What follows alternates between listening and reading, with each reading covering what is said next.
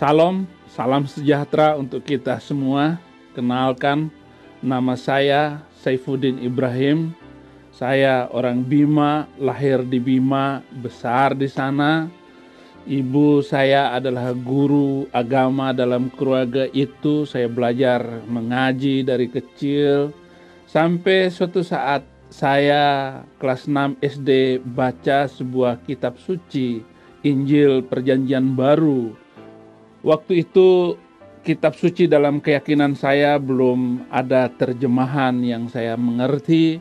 Hanya Perjanjian Baru itu yang saya baca. Kalau ada ayat-ayat yang menyenangkan hati saya baca dengan keras. Lalu mama saya tahu, mama saya bertanya, itu baca apa? Saya tunjukkan Injil. Ini kitab sucinya orang Kristen, nak. Ya, kemudian mama saya mengambil kitab suci itu, saya akan simpan sampai kamu dewasa nanti. Saya takut kamu masuk Kristen. Saya bilang sama mama saya, nggak mungkin, Mak. Saya akan menjadi pembela Islam paling berani. Tamat SMA penasaran di mana sekolah yang mengajarkan Injil. Lalu saya disarankan oleh kakak-kakak saya yang sudah kuliah di Malang dan di Makassar, masuk Usuluddin. Alhamdulillah saya dipilih oleh pimpinan pusat Muhammadiyah, dapat beasiswa dari pimpinan pusat untuk kuliah di Solo. Saya ambil jurusan perbandingan agama, semua agama saya pelajari, Yahudi, Kristen, Islam, Hindu, Buddha saya pelajari. Hingga suatu saat saya mengerti dan saya lulus terbaik, kemudian menjadi pakar perbandingan agama.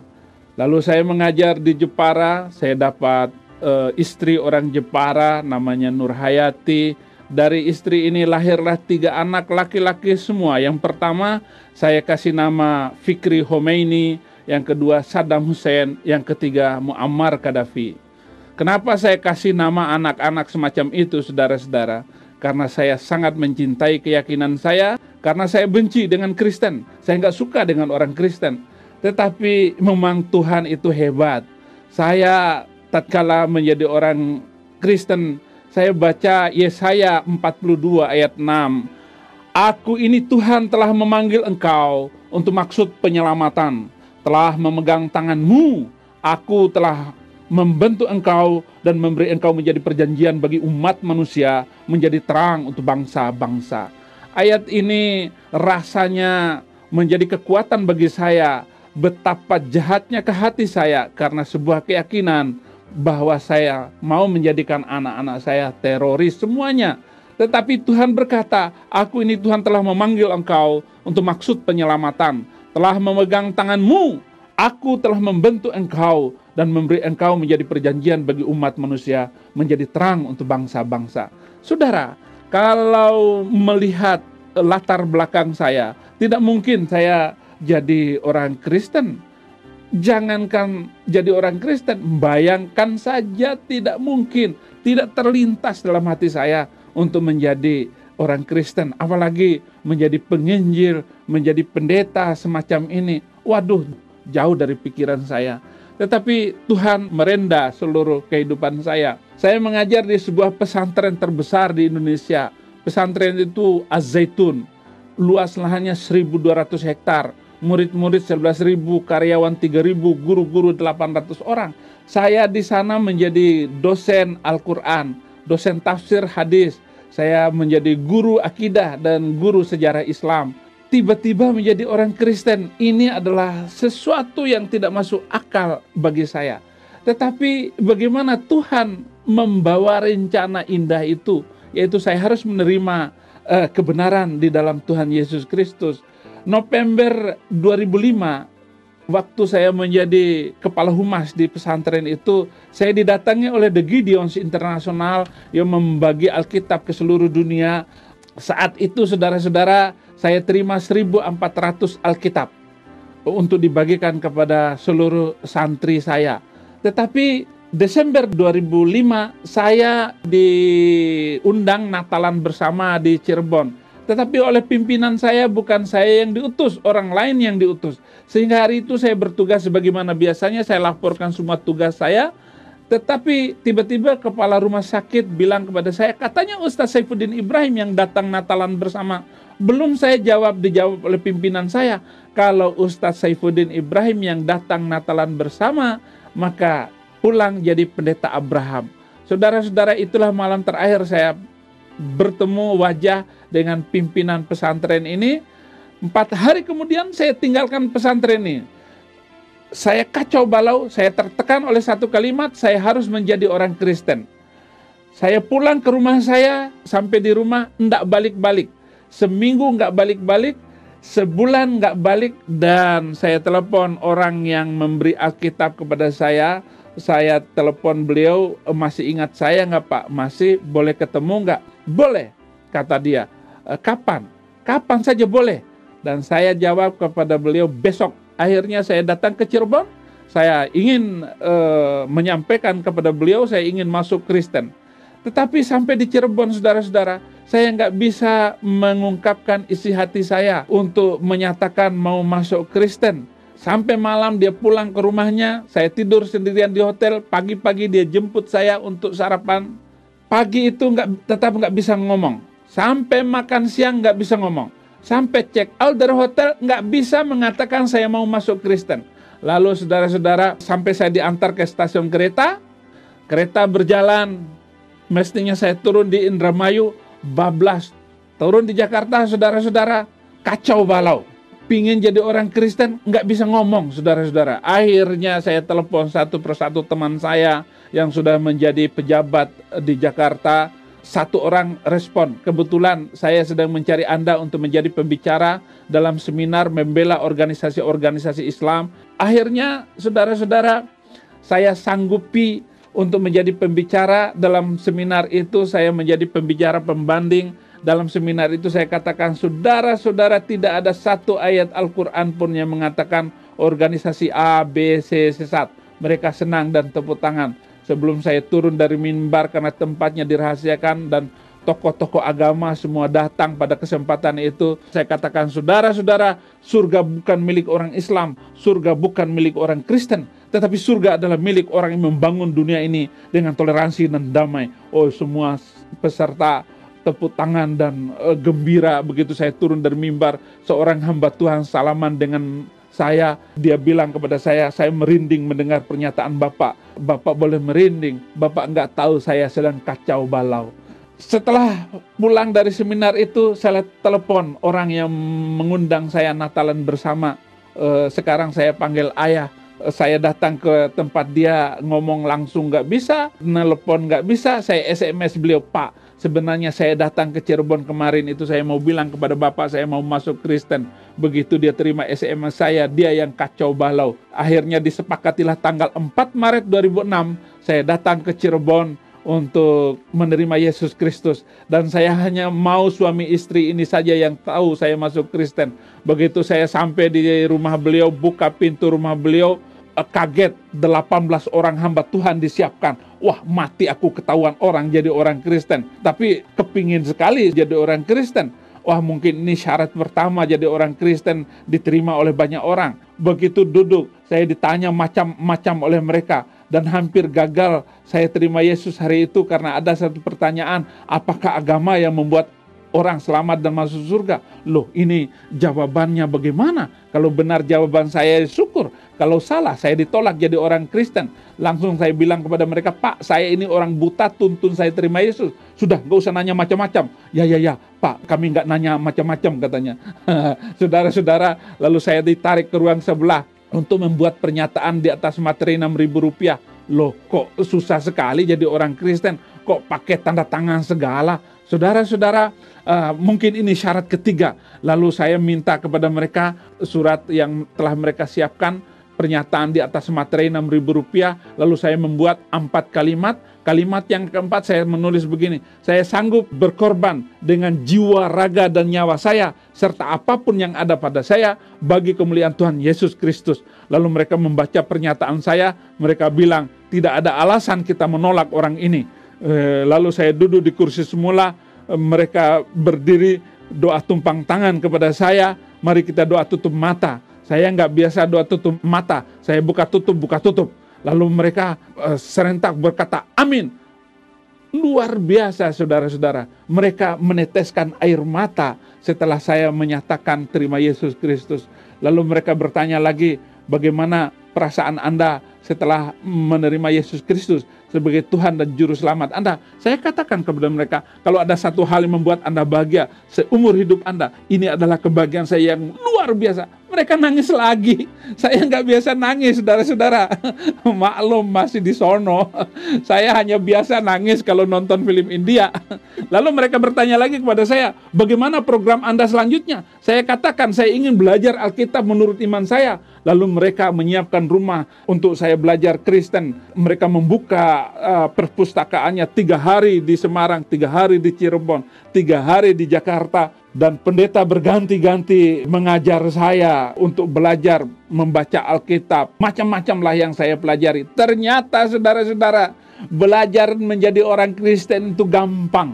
Tetapi yang susah itu adalah menjadi murid Kristus. Dan ini harus belajar sampai mati. Kalau sekedar belajar Kristen, apa susahnya? Tetapi yang susah adalah bagaimana mengikuti teladan Yesus Kristus. Dia mati di atas kayu salib untuk setiap orang yang mau diselamatkan. Artinya saya menyadari bahwa saya hidup bukan untuk diri saya, tetapi untuk orang lain, untuk anak cucu yang akan datang, untuk sesiapapun yang bisa meniru teladan hidup kita sebagai orang percaya. Oh, itu dia. Baru saya mengerti kenapa Yesus disalib.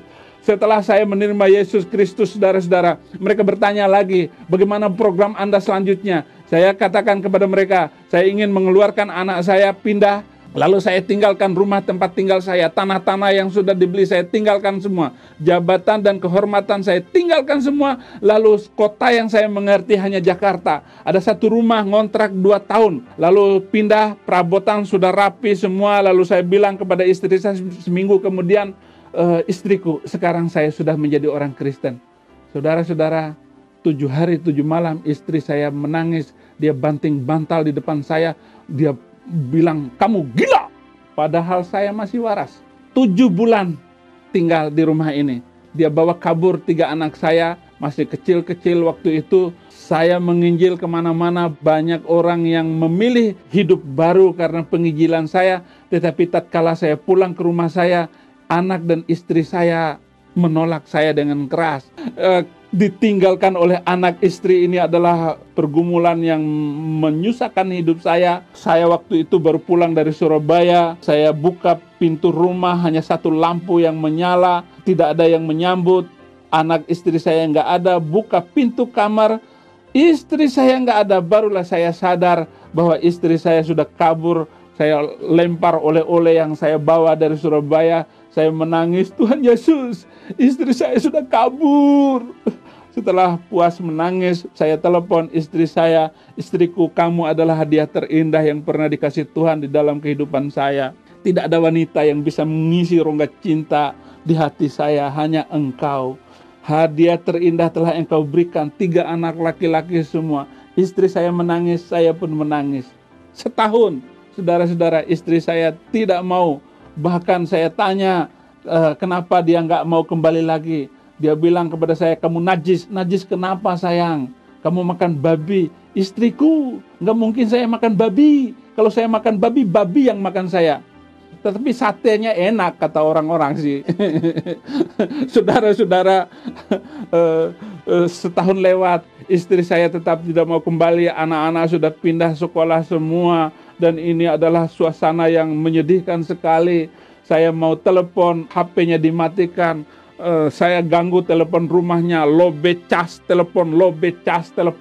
Dan akhirnya istri saya juga menyerah. Oke, kita ketemu. Tetapi syaratnya nggak boleh pegang, nggak boleh sentuh tangan. Oke, nggak apa-apa. Yang penting melihat. Saudara-saudara, saya beli tiket bis malam. Di bis nggak bisa tidur. Saya membayangkan besok pagi saya akan ketemu dengan 3 anak saya. Oh, puji Tuhan, alhamdulillah, pagi-pagi saya melihat 3 anak saya berdiri di halaman. Saya peluk satu-satu, hanya air mata keluar. mau ngomong berhenti di kerongkongan. Lalu koper dibawa oleh anak saya yang pertama, buka pintu, istri saya sedang duduk di kursi. Oh, kulihat di matanya masih ada cinta. Oh, ternyata saudara-saudara, dalam Yesus ada pengharapan. Oh, rame rumah itu. Mereka semua, saudara-saudaranya berantem dengan saya, harus cerai. Saya katakan, saya tidak punya istri untuk saya ceraikan. Dia adalah satu-satunya kehidupan saya, cinta saya yang tidak akan berubah dengan istri saya. Saya katakan begitu kepada mereka. Dulu kamu Islam, sekarang Kristen, itu sebabnya harus cerai. Saya katakan, apa hukum yang boleh memisahkan orang yang dalam keadaan cinta? Saya tetap mencintai istri saya, walaupun istri saya tidak mencintai saya. Mereka semua ingin memisahkan saya dari cinta saya dengan istri saya.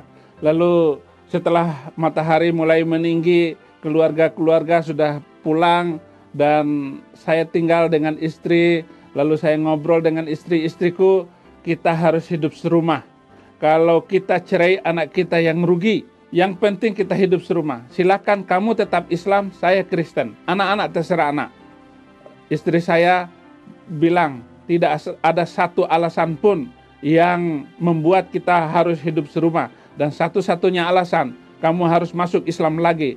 Istriku, saya nggak bisa jadi orang Islam. Saya hanya bisa jadi orang Kristen. Yesus hidup di dalam saya hidup dalam Yesus Kristus. Istri saya lalu ambil gunting. Dia kejar saya pakai gunting. Saya lari, saya bawa laptop saya. Di pintu ada sepatu saya. Waktu saya mau ambil sepatu, saya tengok ke belakang, gunting sudah mau nancap di punggung saya. Saya tinggalkan itu sepatu, saya tabrak pintu, saya lari pakai sandal jepit. Istri saya ambil itu sepatu, kemudian guntingnya sepatu saya. Dia lemparkan ke saya. Tiung, enggak kena. Tuhan Yesus meluputkan saya. Siapa saja yang menerima Yesus Kristus dengan tulus dan murni hati akan diluputkan. Dan siapapun yang menerima Yesus Kristus dengan tulus dan setia hati tidak akan pernah dipermalukan. Dan itulah yang saya rasakan sampai hari ini. Tidak pernah Tuhan Yesus mempermalukan saya setelah saya terima Yesus Kristus. Saya lari saudara-saudara, naik bis dari Jepara ke Surabaya, pakai sandal jepit. Di bis saya menangis dan meneteskan air mata. Ada surat-surat, saya baca surat-surat Paulus. Itu adalah ayat-ayat yang mengobarkan semangat saya, kerinduan saya kepada Tuhan yang luar biasa. Baru-barunya saya terima Yesus Kristus. Itu adalah kehidupan indahnya cinta pertama, cinta mula-mula saudara-saudara. Tetapi tidak akan berhenti lagi. Saya membaca surat-surat Paulus. Roma 8 ayat 35. Siapakah yang bisa memisahkan kita dengan kasih Kristus? Dengan penindasan, dengan kesesakan, dengan ketelanjangan, dengan kelaparan, dengan apapun, bahkan pedang sekalipun, saya tidak akan berpisah dengan kasih Kristus. Baca ayat ini, bukannya berhenti air mata, malah tambah menangis saudara-saudara. Aduh, di bis terus saya menangis. Sampai di Surabaya sore, saya mandi, atas rapi, bawah rapi, sandal jepit. Nanti ada pelayanan di sebuah gereja, saya harus melayani. Uang tinggal Rp200.000 saudara-saudara. Saya jalan di mall. Ternyata Tuhan Maha melihat. Dia hidup. Pagi tadi sepatu robek. Sore ada ibu-ibu bertanya kepada saya, Pak Pendeta, kenapa pakai sandal jepit? Kesempatan saya bersaksi. Dia yang menangis. Dia bawa tangan saya ke toko sepatu. Sampai di toko sepatu saya terkejut.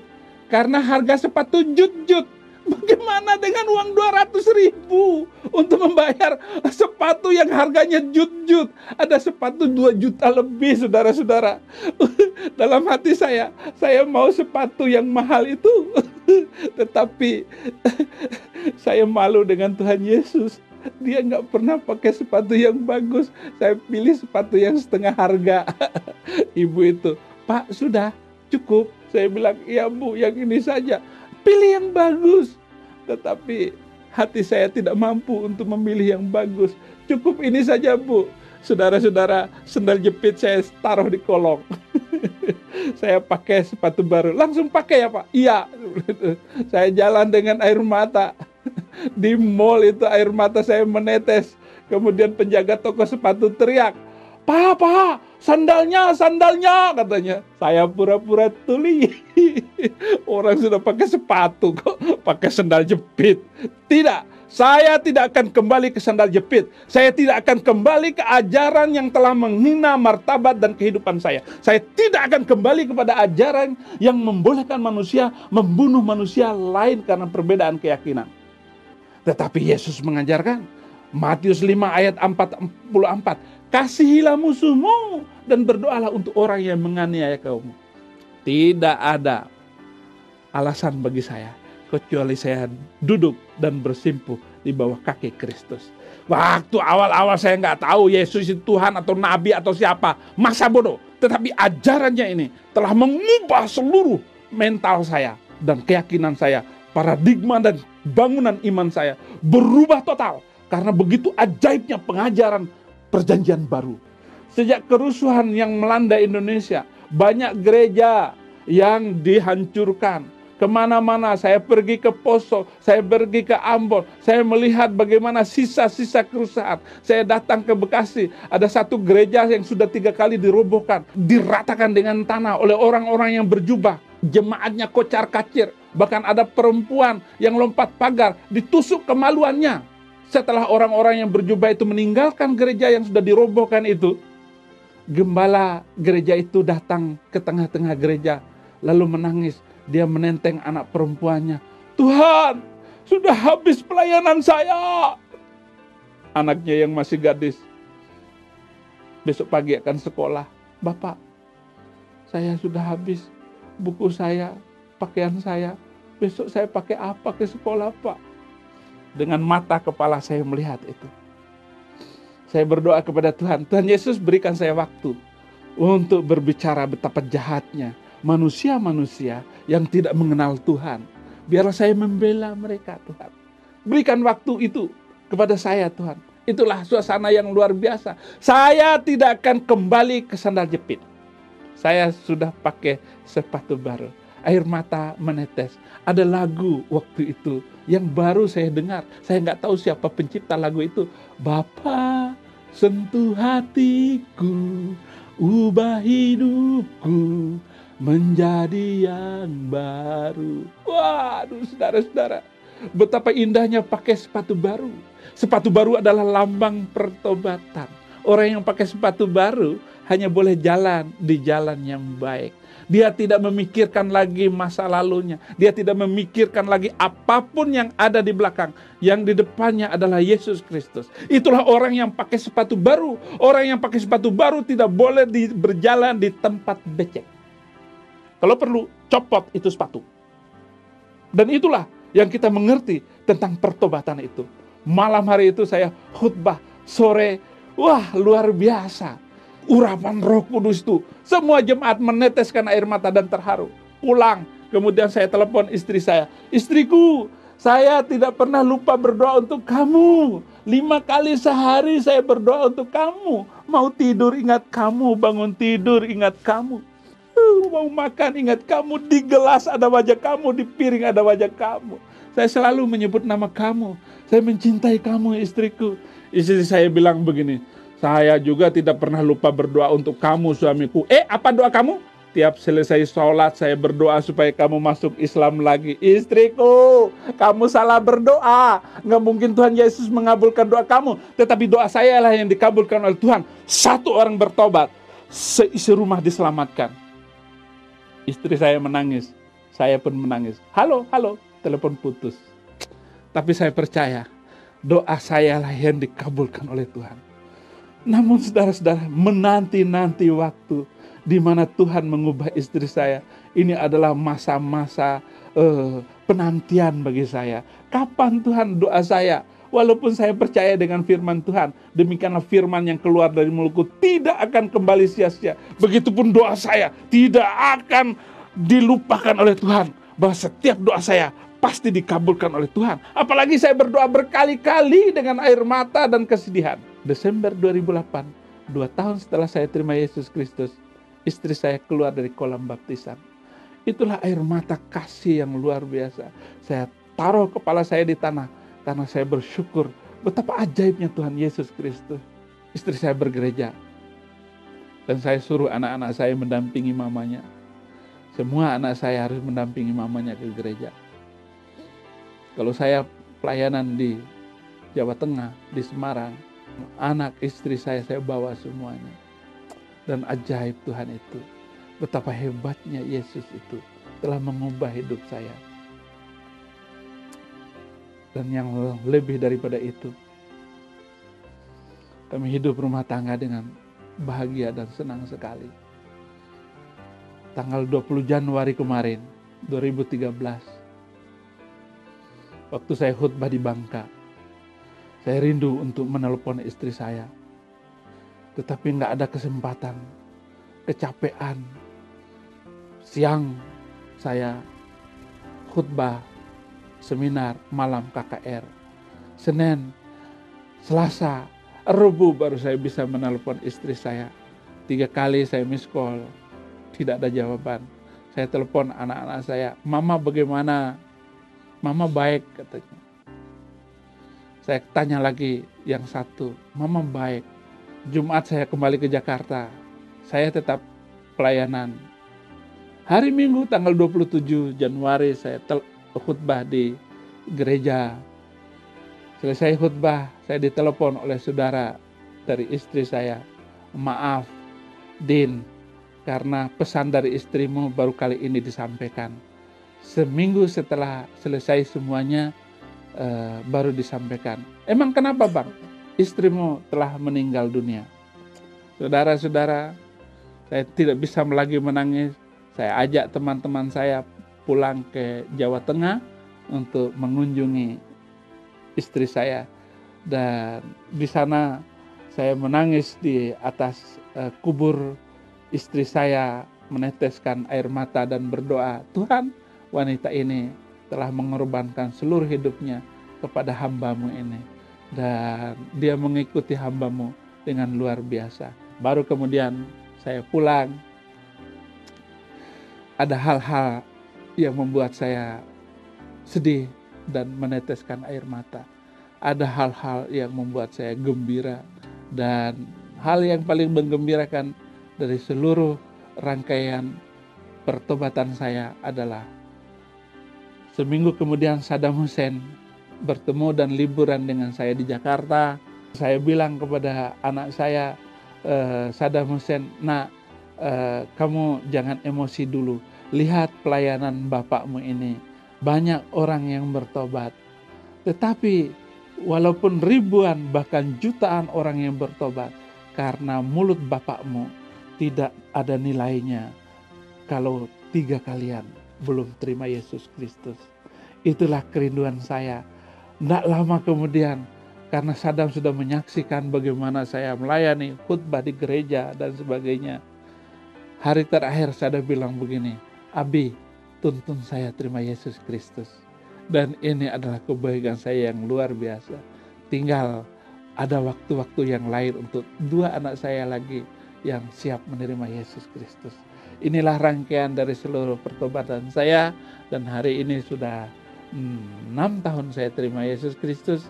Saya tetap berharap dan saya tetap memegang teguh tali ajaran Yesus Kristus. Dan saya tidak akan berpisah dengan kasih Kristus sampai kapanpun. Haleluya. Terima kasih. Tuhan Yesus memberkati.